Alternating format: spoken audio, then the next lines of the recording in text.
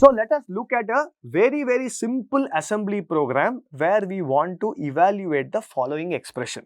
Okay, so assume that x, y, a and b are all c variables. Okay, so we will not worry about what the c variable means at this point.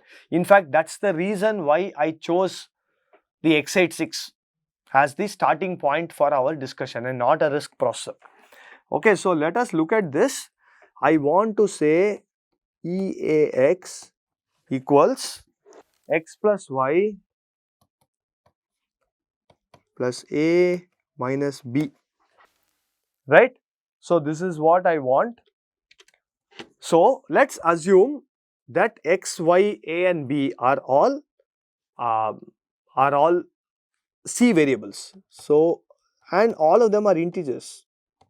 Okay, x, y, a, b, and let's assume they have got initialized to some random values. I don't know what they are, right? So first of all, if I want to do x plus y, right, the first thing to do in assembly language is get one of the operands into a register. Okay, so eventually I want EAX to store the answer. So what will I do? I will do move EAX comma x. So whatever is in x, doesn't matter what x is at this point, right? Whatever the value of x is, it will get stored and it will get into the EAX register. Now what do? I do add EAX comma y. So after this operation, so I'll put in comments here, EAX equals x, right? EAX is a register. Now why does this, is this a valid assembly instruction, move EAX comma x? Yes, it turns out it's a valid assembly instruction, as you will see later in this course. For now, just treat x and y as if they are accessible registers or accessible memory location, doesn't matter. Just treat them as abstract registers at this point, right? So when I do add EAX comma y, effectively I am doing EAX equals EAX plus y. But in the previous instruction, x was written into EAX. Therefore, this is equivalent to saying EAX equals x plus y. Now what do? I have to add a, right? So, sorry, what do I want? Yeah, let's say I'll add EAX comma a. So this will effectively replace EAX is the current value of EAX plus a, implies EAX will be equal to x plus y plus a, right? Then I will do subtract EAX comma b.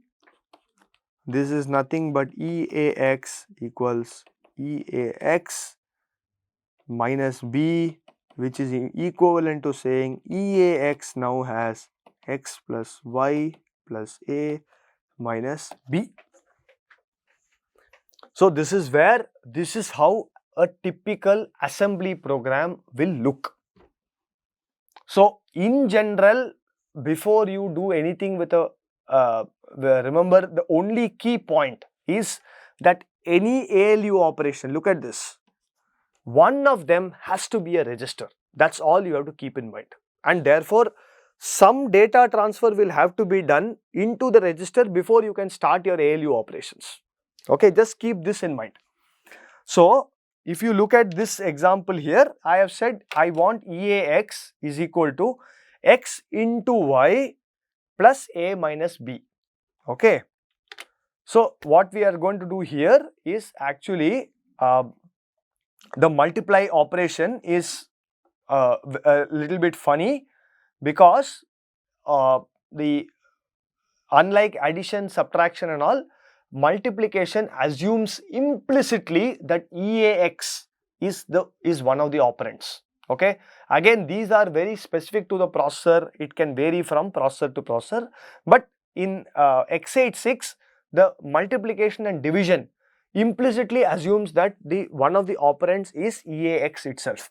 So that's why when I want to do EAX is equal to x into y plus a minus b, what we are doing is we are doing move EAX comma x, then I am doing mul y.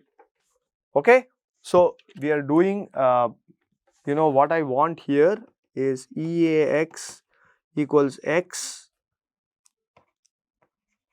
into y plus a minus b, is what I am doing here is move EAX comma x mul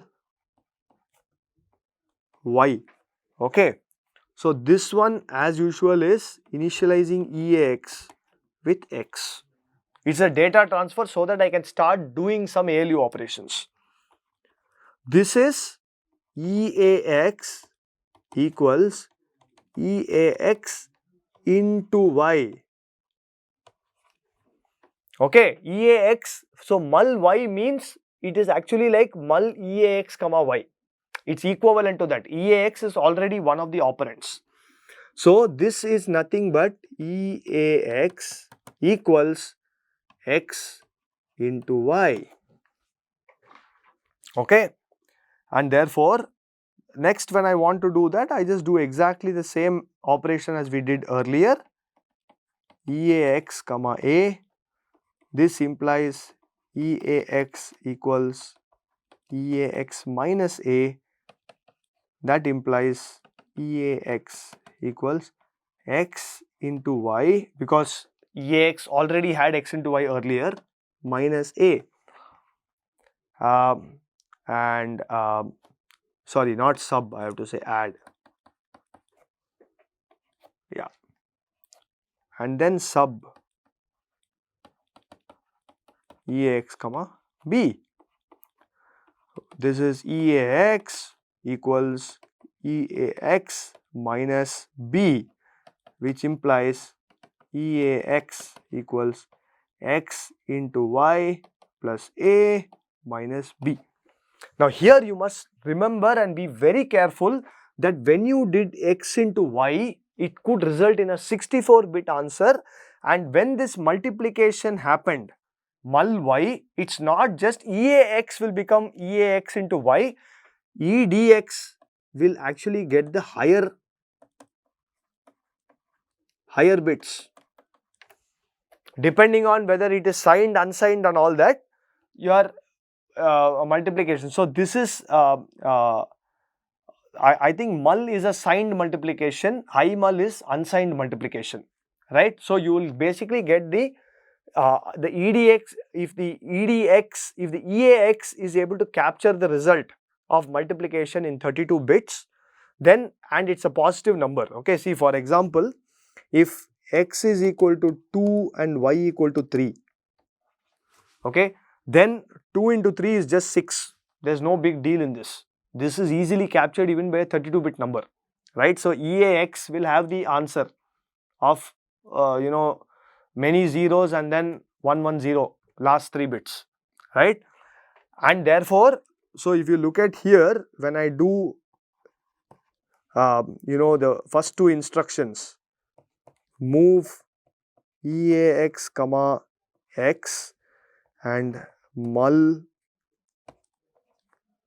y, effectively my EAX after this will be x into y, which is nothing but 6. So it will be 0, 0, 1, 1, 0.